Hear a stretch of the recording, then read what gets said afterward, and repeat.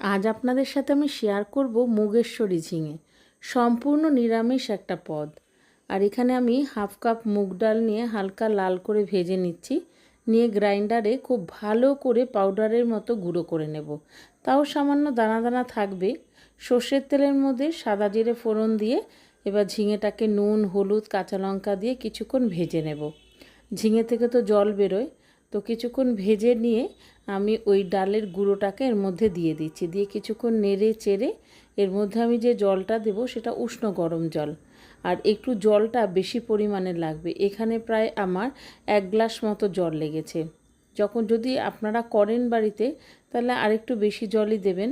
তো কিছুক্ষণ নেড়ে চেড়ে এটাকে আমি একটু মিডিয়াম টু লো ফ্লেমে ঢাকা দিয়ে আমি আবার করে নেব, কেন কি তাহলে ঝিঙেটাও সুন্দর ডালের সাথে মিশবে আর কি। তো দেখুন ঢাকা খুলে দেখাচ্ছি, ঝিঙেটাও মোটামুটি ভালোই সেদ্ধ হয়ে গেছে।